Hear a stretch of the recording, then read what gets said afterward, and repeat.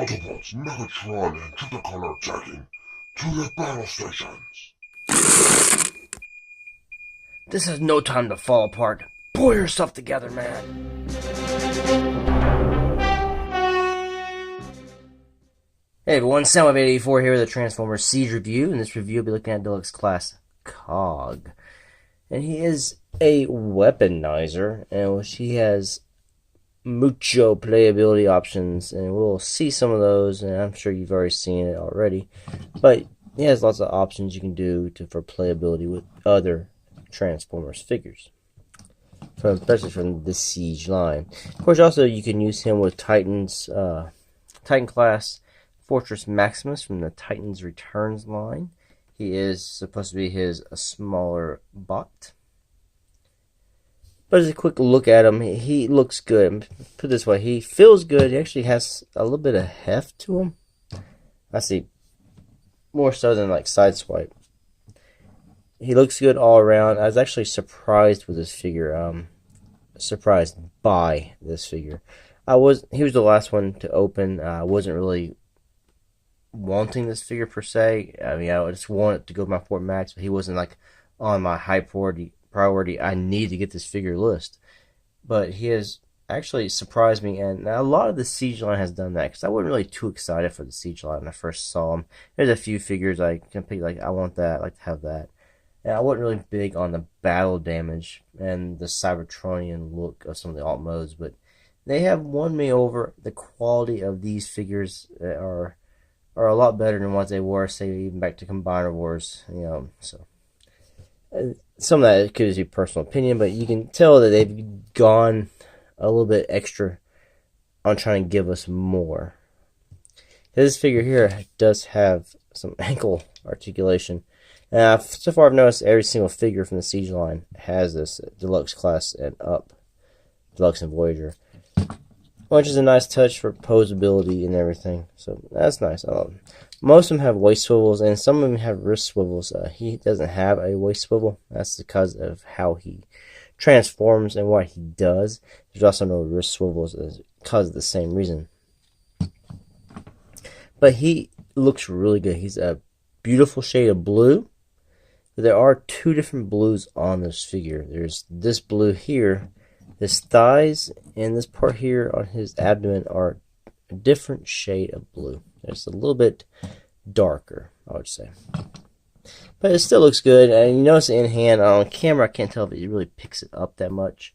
But in hand, it is noticeable.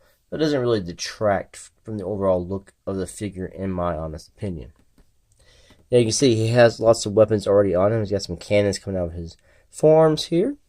He also has two guns, which I have stored on his back, that he can wield in robot. And this is probably the biggest con, I would say, of the figure. The biggest problem is they're not really, it doesn't securely or snugly fit into the hand. It's very loose in there. It still holds it well. It's just, it's easy to move. It doesn't feel like you got a good secure, but it's fine. It's probably the biggest complaint I have on this figure. Of course, you can stick it in his hand. There's ports on the side. You can stick them in his forearms. It's whatever you want to do. Like I said, I'd store them back here so I don't lose them. We'll just take them out for right now. Overall, the head sculpt is very nice. Actually, I think it's a good update to the G1 toy, which I will bring that out so we can take a look. And G1 toy is just purely gray and molded into the torso piece. But I think this is a really good update to the G1 toy, which is done with a simplistic transformer, more a simplistic accessory to Fortress Maximus that would happen to combine to a robot cascading grommet would form COG. And all the articulation the G1 had was his arms would do that. That's because they come out anyway and they become weapons. But I know the stickers are in the wrong spot. They should be up here on opposite arms. I was like 7 years old. I was excited to have a Fortress Maximus. I threw it on myself. So it was a quick little turnaround. As you see by now, this is a hollow toy. If this was made today, people would be crying foul for Hasbro to be shut down and everything. But he's got no articulation. He's all hollow. He's light. It's all the kind of complaints we have nowadays. I would say that's because we got spoiled with certain heft and Transformers, and they've kind of taken that back. Okay, articulation-wise, on this figure, you have pretty much like everything else. You don't have there's no waist and there's no wrist. Like I said, you do have ankle articulation that is very deep. You also have a thigh swivel. That's because of the weaponizing feature. This part just comes off, and so you can get the hips to kick him. He can pretty much kick himself in the chest almost. He can kick back, not very far at all, because this piece here blocks it. And you can go out to the side, up to there.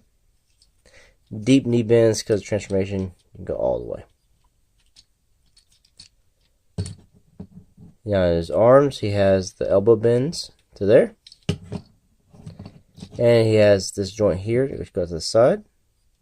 He's got a bicep swivel. And of course, a 360. And this is just like the G1 toy. They come out and become weapons. Now he does have head articulation. There is no up and down. You can go up because this piece here does move in the transformation. So you can use that if you want him to look up. Now his head does do a 360 all the way around. It's just a little bit hard because you have to get your fingers in between this. There you go. So he's fine in that. Now to get him transformed, all you want to do is, just like the G1 toy, you will just take his torso off from the legs. And it is, you see there's a hole here. He has a peg back here that just goes right on in. So we'll just deal with this piece here. Take his arms off. Turn his head around so he's looking backwards. Fold this down. Take this. Tab in. And tab in. And voila, he is transformed. And he rolls super well. And there's an articulation here, a hinge that you can actually raise these guns up. So if Starscream or someone's in the air trying to attack, he can then take them down. And also by using the bicep swivels, you can also turn these to get them to go to the sides. And of course this, without knocking it out, can turn a little bit each way. Now to the other part. You want to take, not that off. We'll leave it on. Just take this waist piece here and you just want to fold it in, and it will, these little grooves here will go over these little tabs on his upper leg. And it should tab in. Just be, you don't want to knock because the legs come off. Just make sure you don't end up taking them off, because they will move on you. At least mine do. There you go. And this part rolls as well. Then you can take his weapons you took off earlier. There's just two holes that here, and you just peg them in. And you can have them there. Or you also have these on the back. You can peg them further back if you like. Sorry, not untab this. There you go. Vehicle mode. And we'll compare the G1. And as you can see, the Siege one is leaps and bounds better than the G1. And he does come with a little gray gun. I do not know where that is. I don't have time to go looking. I've probably lost it. It has been 30 years. And you could use that as well in robot mode. These roll a little bit as well. Oop. A little crazy here.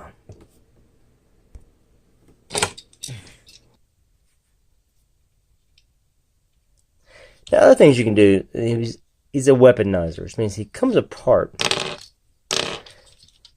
You can raise this back up. And like I say, take him off at the thigh here. These pieces now will transform in. Just fold this in. each leg. And now it's become a foot piece. To give another Transformer an extra height advantage, you can take the side swipe. And then the little Lego looking feet. Now this is the reason for the Lego looking feet. You can peg these in.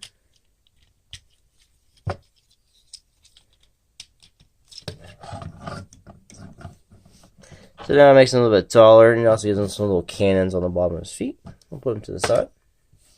Then this piece here, there's a peg here you pull out. Now it becomes a weapon.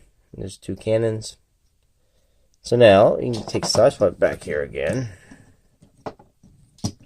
He's going to have to wield it. So we can tap his hand, put him to the side. Now take this piece here, take these arms off. Now you raise his head back up.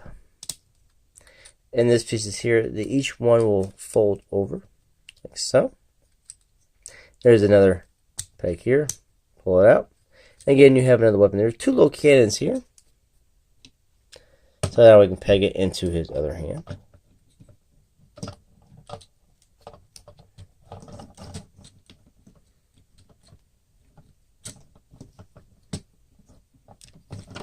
He wants to tip over, he's got so many weapons on him. There we go. Now these pieces here, you can, there's any of the holes, he's got all this everywhere on his arms. You can now use these. Say you want to use that this way.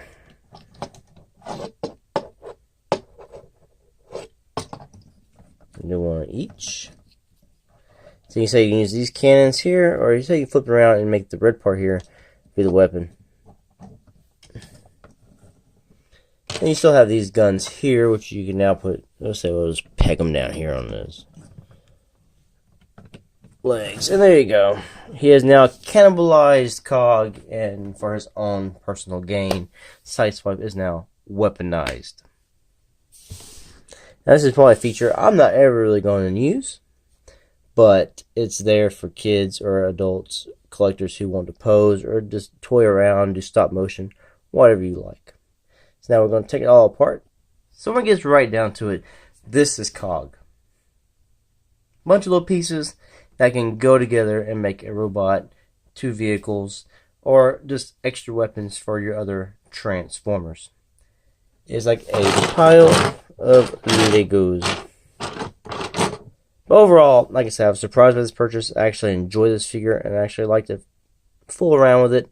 I'm probably really not going to use this feature here, but again, it's there for those who want it. Overall, a great figure, a definite upgrade from G1, and a good accessory to your Titan class, or Titan's Returns Fortress Maximus. So I say if you have Fort Max, he's a definite pickup. Anyway, thanks for watching. Till the next one. Peace out.